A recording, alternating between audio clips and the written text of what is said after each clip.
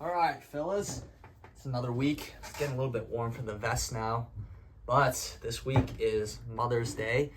And so in this special edition, I want to talk about something my mother has taught me instead of something that I've learned. And of course, in the background of all of this, practicing speaking at the rate of no clutter. So the number one thing that my mom has taught me is finding value from within. And out of the 21 years that I've been alive and learning her lessons, this is the thing that I want to talk about because I'm at a point in my life where I am the most comfortable I've ever been being myself.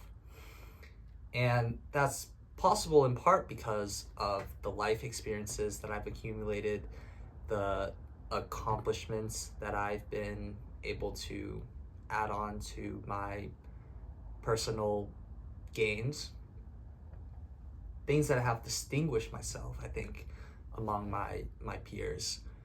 But more importantly, it's being able to recognize those things, look at those things, and see the value in them, as opposed to relying on external validation. This is something that is really meaningful for me to talk about at this point because it's something when I look at and reflect back on an area that I have made concrete progress on, something where I can talk about where I started and a different point that I'm at now. To take a little step back, when I was in high school and the earlier parts of my college career, call it the first 1.5 or 2 years, I was already starting to do things that were a little bit different from other people. I was pursuing a different career path. I was in a completely new city from the people that I grew up in. I was interested in new things that other people were not necessarily interested in, and I always gravitated back towards doing those things. I would try, starting a business, music, making YouTube videos, stop because the outside forces brought me back to the sense of norm, but I would always gravitate towards doing that. But to be able to do that, it required an immense amount of internal talk, self-talk that tried to reassure me that those things that I was doing were the right things for me. And actually, when I think about it, I used to have these lists of affirmations that I would say to myself, and I think it's still in my notes app. Yeah, these daily reminders. And I wrote this in March 2022. At the beginning, it says, on this path of bettering myself, it will get lonely, but I am choosing growth over company. Remember why I started. And some of the points that I would say following that. This is about becoming the best version of myself. Don't worry that no one else may be on this path. They're either doing something different or not working on themselves. There's another one. It doesn't matter what other people think. Most people are ordinary, and we are not trying to be that. It's super silly looking back, but it's what I needed at the time. This reassurance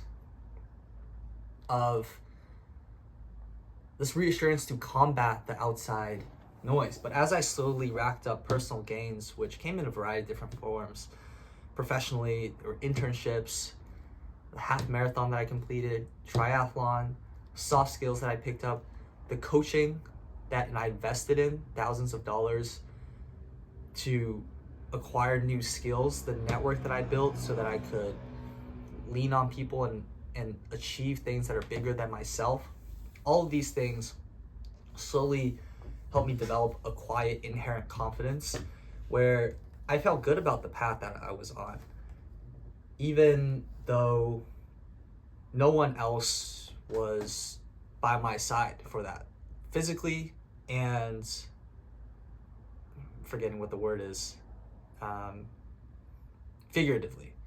Physically meaning I had just moved to New York, was by myself, no one was around me, and figuratively meaning all of this stuff was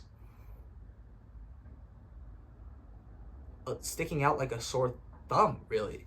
there was no one around me that I could connect to on a spiritual level about the things that I was doing. I was lucky to find people later on in the journey, but that wasn't until, much more recently, relatively speaking. And I just want to make clear, when I talk about this quiet confidence, it's not about being cocky. It's not about being arrogant. It's not about walking into a room and feeling like you're the most talented, most well-rounded person. Instead, this quiet confidence is an internal feeling that you have to block out outside noise.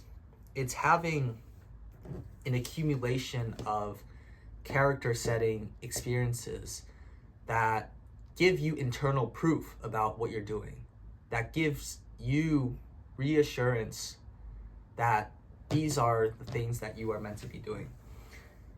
These are accomplishments that allow you to prove to yourself, again, using that word of internal proof, that they are meaningful to you, no matter what the outside world says. So when people are criticizing you, people are making fun of you, people are trying to drag you back into the norm, you have something to lean on. That's what quiet confidence is. And this quiet confidence, I feel, is now a skill set, a tool that I have where I can use in all aspects of my life.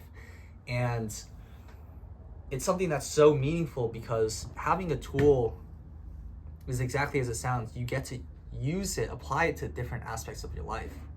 It's like the story of teaching a man how to fish. Instead of just being given the answers of, in this case, the reassurance of keep doing this, it's having the tools, the necessary mindset to deal with the different shit that people throw at you when you're doing what you're doing.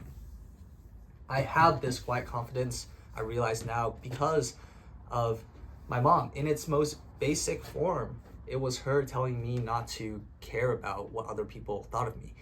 In Chinese, she likes to use the phrase 不要太在意.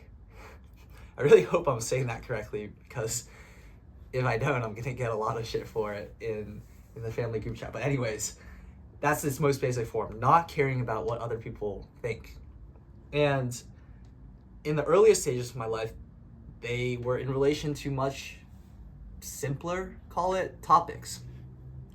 The one of the most prevalent to me was I cared a lot about the clothes that I used to wear. I cared a lot about how I dressed to school, how I dressed outside, how I presented myself, how people thought of what I was wearing.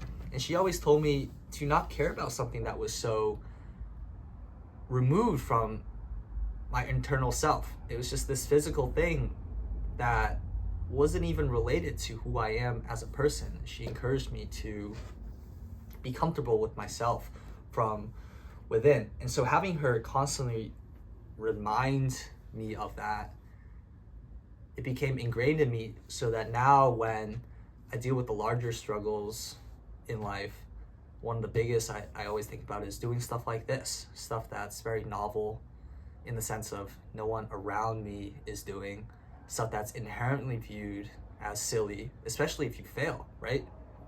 People are counting on you to fail so that they were right. And other one being when I start something new, something that is unproven to myself and unproven to the people around me. Having this mindset allows me to be comfortable enough to do this new thing long enough where I can actually see results, because a lot of the times I know I would give up if I was just left up to me and the outside forces.